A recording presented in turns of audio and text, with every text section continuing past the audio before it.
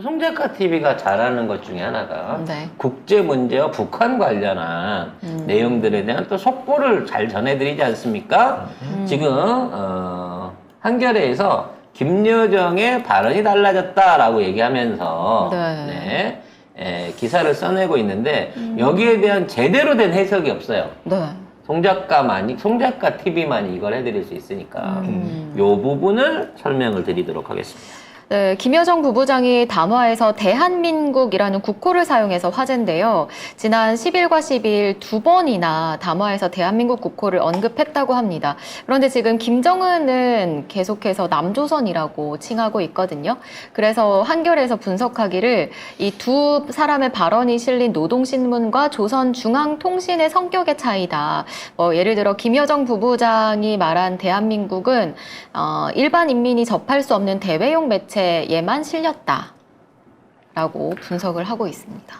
개구라죠. 네. 이거는 북한이 이미 한국을 버렸다라는 차원으로 설명을 해야 됩니다. 무슨 얘기냐면 우리도 북한을 갖다가 조선인민주의 민주공화국 이렇게 안 부르고 그냥 북한이라고 하잖아요. 네. 저쪽은 우리 남조선이라 그러죠. 왜냐면 지금 현재는 갈라져 있지만 원래 우리는 한민족이고 통일을 전제로 한다라고 하는 구상이 있을 때는 저 나라를 다른 나라로 따로 나눠서 부르지 않습니다. 국호로 그렇죠. 안 쳐주는 거죠, 원래. 같은 나라이기 때문에 저 나라를 다른 나라 국호로 공식적으로 언급하지 않아요.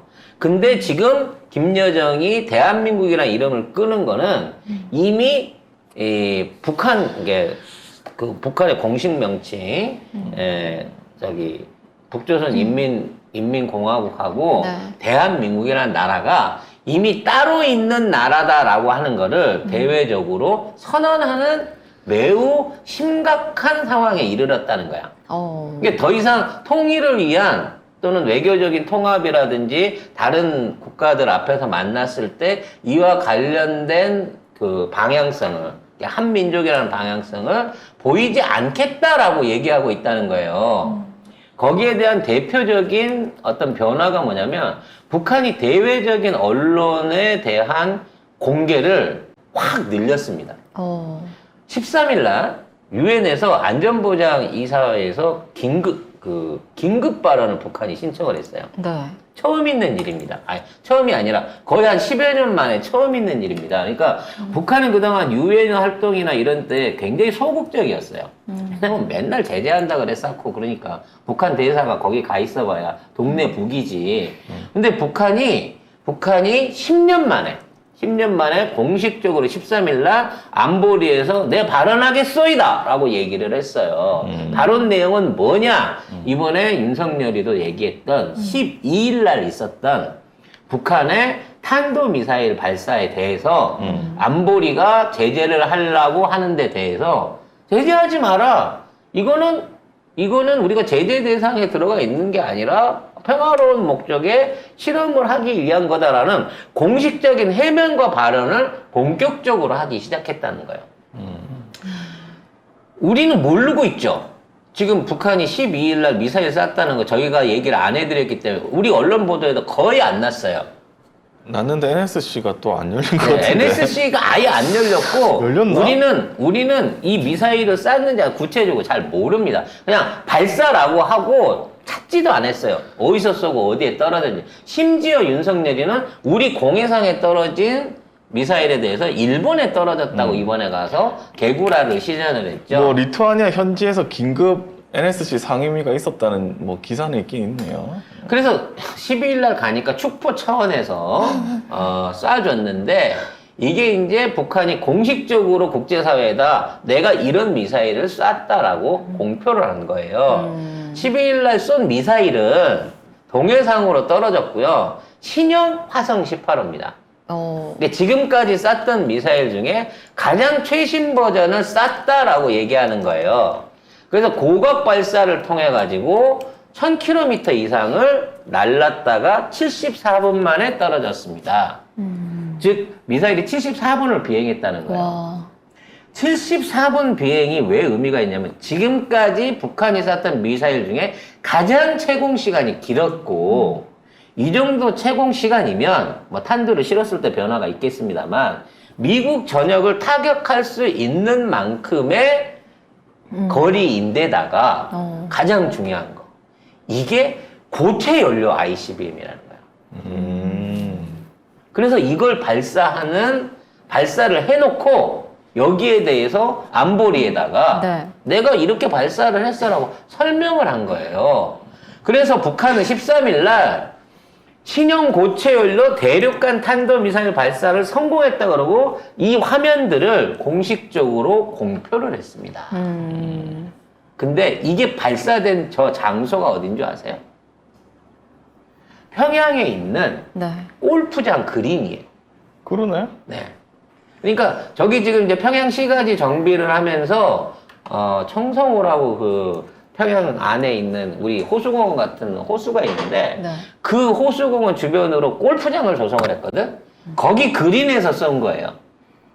즉 평양에 근접해 있는 주소콩에 근접해 있는 그 자리에서 우리가 이렇게 이동식으로 대륙간 탄도미사일을 고체 연료로 쏠 수 있어라는 걸 보여줬고 이게 76분 비행을 했다라는 사실로만 하더라도 사실상 미국이 사정권 안에 들어왔고 고체이기 때문에 어디서든 이동 발사가 가능하다는 것을 한꺼번에 보여주는 일종의 대단한 무력 시위를 했다는 겁니다. 근데 우리는 NSC도 안 한다는 거죠. 했다고 하는데 대통령이 참가했다는 얘기는 없습니다. 그리고 이 사진 어떻게 찍었지? 드론 띄웠나? 아니 공개적으로 얘네들이 발표를 했다니까. 아니 그 이 사진 어떻게 찍었을까요? 제공했다니까 얘네들이. 아니 그러니까 북한이 어떻게 찍었냐고. 아 북한이 응. 그 생각을 못했네. 북한은 어떻게 찍었지? 그건 드론 아니면 드론? 못 찍는 네. 거잖아요. 아무튼 뭐 사전에 와. 준비되어 있는 어떤 그 장치가 있었겠죠. 아무튼 그래서 가족들하고 같이 네. 이 장면을 참관했다고 하고요. 이건 사실상 미국한테 이제 파이널 메시지를 보낸 거예요. 니네들 우리 절대 못 찾아. 우리 미사일 선제 킬체인으로 타격 못해. 우리 이런 거 기차에도 넣어놓고 뭐 땅굴에도 넣어놓고 차량으로도 이동할 수 있고 이거 다 할 수 있어라는 걸 보여줬다는 겁니다. 고체 열려면 그거는 이제 망한 거지 이제. 이제는, 어디서 올지 모르는 거지. 이제는 그냥 닫아놓고 어디를 갖고 다녀 쏠 줄 모르는 이런 중대차한 한반도 안보상의 변화가 있는데도 중차대. 중차대야. 나 이거 AIA 중대차 때문에 이거 가네. 아무튼 이와 같은 중대한 뭐 안보상의 위협 상황이 있는데도 불구하고 우리는 이에 대한 보도가 하나도 안 나온다는 거예요. 이거 어마어마한 거 아닙니까? 그러면서 이 북한 정부는 대놓고 이제 이번에 이제 그 아세안 상대국들 관련해가지고도 그 13일 날 비난 성명을 냈어요. 우리가 이걸 미사일을 발사하는 거는 한미 간의 연합훈련을 너무 세게 하니까 우리가 자의적으로 이런 게 보여주는 거다라고 설명을 했어. 원래 이런 거 안 했거든. 아세안 국가들 상대로 외교부 비서가 나와가지고 처음으로 직접 설명을 했고요. 거기에 이제 갑자기 얘기를 하니까 통역관이 준비가 안 돼 있잖아요. 영어로 하라고. 영어로 질문하라고. 내가 영어로 답하겠다고. 그래갖고 기자들 질문에 다 답변을 했어요.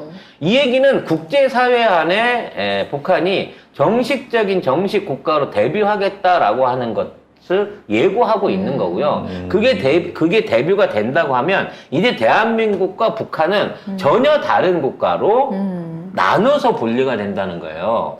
그래서 북한이 6월 30일 이후에 앞으로 남북 간에도 비자 발급을 하겠다고 선언했습니다. 와. 그러니까 이제 우리가 뭐 이산 가족 때문에 방문하든 아니면 뭐 개성공단 때문에 가잖아요. 한국도 비자 발행 대상국으로 이거를 바꿔버렸어요.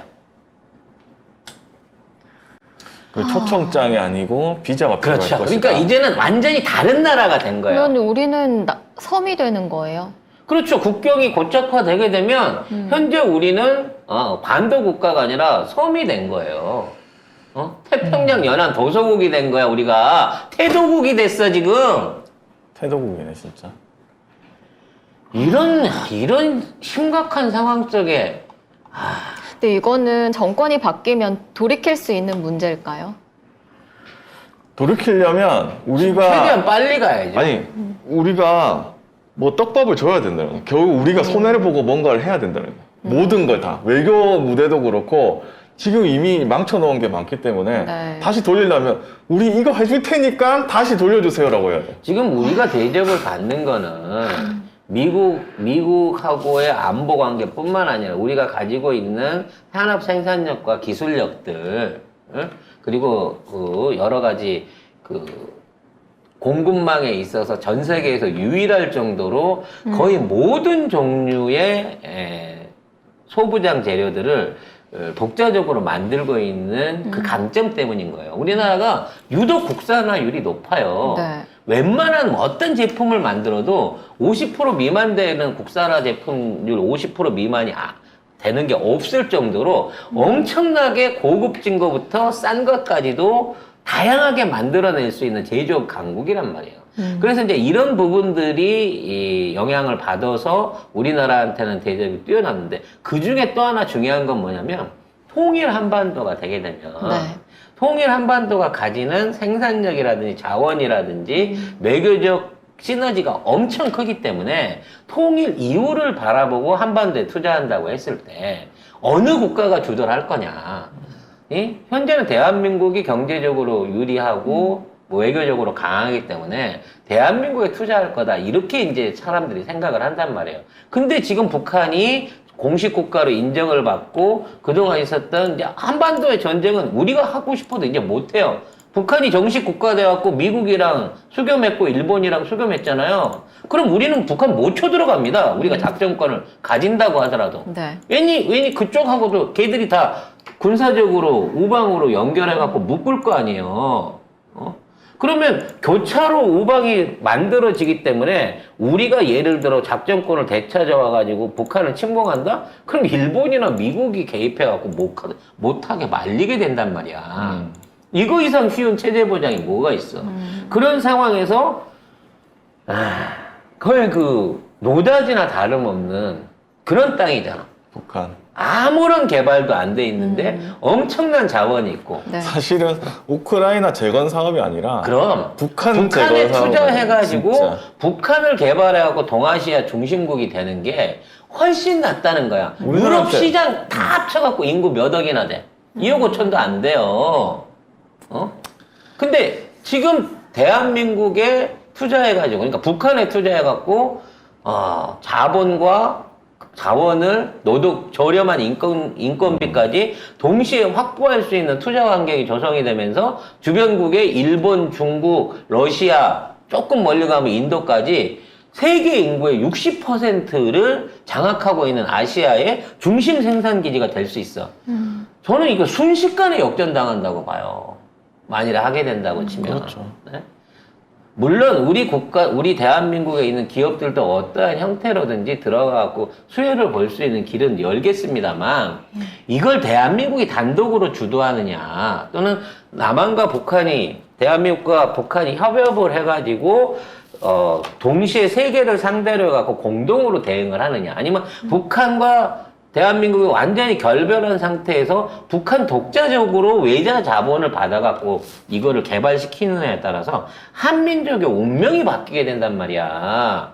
근데 이거를 제대로 처리를 안 하고 또라이 같은 통일부 장관을 내세웠고 통일 자체는 이제 아예 우리 국시에서 지워버리는 이따위 짓을 하고 있는 놈이 지금 이 정권과 이 정권의 핵심을 정권? 차지하고 있는 놈들이라는 거죠. 뭐 지금 통일부 장관도 뭐 이상한 사람 올리고 있잖아요. 막 거의 북진 통일을 주장하는 그런 그냥 사람. 일베 교수야, 일베 교수 이 새끼는. 근데 이런 애들한테 대한민국의 미래를 맡겨놓고 있다는 거예요. 이것들이 나라 망쳐서 나라 팔아먹겠다는 놈들이지, 이 나라를 키워서 국민들을 보호하겠다는 놈들이 아니라니까요. 빨리 끌어내야 돼요. 지금 이미 임계점을 넘었어요. 더 가면 갈수록 정상화를 시키기가 더 어려워지는 상황이라고. 북한 관련된 이 뉴스들은 여러분들이 조금만 검색을 하시고 확인해 보셔도 다 알 수 있는 내용인데 지금 정리해 드린 것만 해도 충격적이지 않아요, 지금? 통일을 할 생각이 그러니까 없는데 북한이 굳이 우리한테 이렇게 할 이유가 없잖아. 윤석열 자체가 통일 정책이 없는데 통일하면 안 돼. 왜? 윤석열이 원하는 윤석열이 추앙하는 조국인 일본에 불리하게 되거든. 한반도가 통일되면 일본이 고립되는 거고요. 그렇죠. 북한하고 일본하고 거래가 시작돼 버리면 대한민국이 고립되는 거예요. 네. 에이, 자, 이러한 현실을 극복하기 위해서라도 더 탐사와 덜 탐사와 함께 여러분이 밖으로는 핵폐수 저지, 안으로는 양평 게이트 확대를 통해 가지고 이 정권을 빨리 끌어내려야 된다. 김건희 구속도로. 네, 김건희 고속도로를 완성을 시켜야 된다라는 말씀을 드리면서 오늘 방송은 여기까지만 할게요. 네. 뭐 보면 잠깐만 얘기를 해드리면 오씨 마지막까지 미련이 남아가지고. 아니 요거 뭐 국토부가 이 양평도로 수정안을 경제성 조사도 안 했습니다. 이런 식으로 라스트 뉴스 할 거야? 아, 나도 할 거 있었는데 더 한다 그러면? 종점 변경을 국토부 방침 없이는 영역업체 혼자서 설경 변경 못한다. 이것도 나왔고. 예, 그건 뭐 외압이 없다고 했지만 국토부는 보고서는 공개 불가한다. 뭐 이런 얘기가 있고 그 다음에 원희룡이 백지화할 수 없다. 법적으로 이것도 안 된다. 위반한 거다. 법을 어겼다. 독직이죠. 예, 그러니까 너무 단독이 많아서 이걸 다 설명해 드릴 수가 없어요. 이거 매일매일 하다 나와. 보면 2시 넘어도 안 끝나. 네, 사실 안 하고 넘어가려고 했는데 이렇게 간략하게 설명을 해. 나도 하나 할 거야. 자, 어제 우리가 그 얘기 했었잖아요. 그 실업수당 얘들이 노리고 있다고. 네. 네, 실업수당을 노리는 이외에 추가로 네. 수당을 신설하려고 한다고 합니다. 아니, 수당이 아니라 세금을 신설하려고 어떤 한다고 세금? 합니다. 네. 일단 미출산, 이게 자녀를 미출산한 가정에 대해서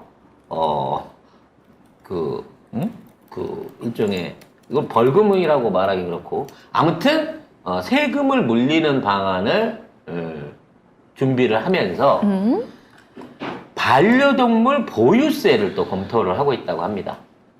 이게 뭐냐면 애를 안 낳고 반려동물만 애를 안 낳으니까 반려동물을 보유하는 데 대한 세금을 때리고 무자녀세도 있네. 네, 무자녀세를 해가지고 네. 출산율을 늘리겠다고 하는 정말 놀라운 아이디어를 추가로 꺼내놨습니다. 근데 이 논리로 따지면요. 정말 어이가 이 없네요. 논리로 따지면 윤석열, 김건희 많이 내겠네 뭐. 화들이 제일 많이 내야 돼요. 해당되는 사람들. 내가 몇 정확한 마리야? 지적이에요. 유기견이 됐든 뭐가 됐든 아무튼 동물 보호소도 이제 다 세금 내야 되는 거예요. 와. 그리고 집에 있는 애완동물을 조사하기 위해서 왜냐면 신고 안 할 수 있잖아. 네. 집집마다 와갖고 네. 개가 몇 마리 있는지 고양이가 몇 마리 있는지 확인하는 네. 반려동물 징수원이 앞으로 필요로 하게 뭐 되겠죠. 신천지인가요? 네, 그래서 반려동물 세금 징수를 위해서 30% 수수료를 받고 신천지와 다누림이 또 이 업무를 우리 시청료 받으러 다니는 놈 생기듯이 시청료 받으러 왔다가 저 개값도 내세요. 이렇게 지금 법을 만들겠다는 겁니다. 그리고 골 때리네. 애를 안 낳는 사람도 있지만 못 낳는 사람도 있거든요. 그렇죠. 그러게. 많이 갖고 싶어도 못 가지는 가정들도 있어요. 그런데 무자녀라 그래갖고 세금을 내라고 한다고 치면 그건 뭐 국민이 국가를 위해서 세금 내면서 노동력 제거하기 위해서 네. 이거 애 낳아주는 이거 체크하려면 저 독일의 그 게슈타포 이런 게 있어야 되겠네. 그 시타포보다 더한 거지. 애 몇 명이야? 동물 몇 마리야? 숨겨놓은 거 없어? 막 뒤지고 막 이렇게 해야 되는 거야. 가가호호 방문해가지고 다 뒤져봐야 되는 거예요. 이런 거 하려고 하면 참 정말 유대인이야 우리가? 깜짝. 이거 진짜. 세계대전 때 얘들 유대인. 생각하는 게 이게 50년대에 옛날에 그거 있었잖아요. 그 차우셰스쿠가 애들 많이 낳으라 그래갖고 5명 이상 억지로 낳으라 그래갖고 나중에 인구가 확 늘어나서 결국은 차우셰스쿠의 아이들이 성장을 해서 그 정권을 무너뜨린 거 아닙니까 결국은.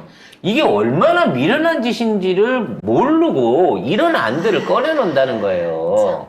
근데 이 모든 안들이 서민들을 잡는 거지. 그렇죠. 대기업들을 분리하거나 대기업한테 부가를 더 조금이라도 부담을 나누게 하는 그런 류의 법안은 한 건이 안 나온다는 거예요. 그리고 어제 얘기했었던 그 실업수당 주지 말아야 된다는, 차등 지급해야 된다는 거, 이거 얘기도 천공이 2년 전부터 했더만. 또 천공이에요. 천공이 노동자들한테 그런 걸 해주니까 아파서 쉬는 거는 괜찮은데 실업했다고 쉬고 막 그러니까 애들이 막 그만두는 거 아니냐? 라고 얘기를 했더만 이미. 정말 뭐 있네. 직장을 다니면서 어렵다 해가지고 좀 실난다. 아니 이거 실난다가 아니고 정리해고를 당해야지 실업급여를 탄다니까 이 사람들아 그럼 진짜. 노동자들은 질이 낮대요. 내가 그걸 쓰면 안 돼요. 그 뭐지? 내가 사직서 쓰는 거는 안 돼. 상관이 없고 거기서 회사가 잘려야지 그거 주는 거야. 정리해고를 해야지. 근데 이 새끼는 그것도 몰라요. 뭔 내용인지도 몰라. 근데 정리해고를 해야지. 노동자들이 질이 나빠가지고 뻑하면 그만두고 해고수당이나 타먹으려고 하니까 나라가 이렇게 된다는 기본적인 상식이 없는 새끼야. 얘가 뭘 알겠어요. 그래서 노동자를 없애야 된다잖아. 근데 지금 윤석열이 하고 있는 노동 정책이나 임금 정책이나 근로 정책 그리고 이런 수당에 관한 폐지 여부 등등도 따져놓고 보면 지난 2년 내내 몇 년 동안 천공 강의 듣고 거기서 배운 지식밖에 없다는 거야. 하지만 이직들은 아직도 찬양하고 있습니다.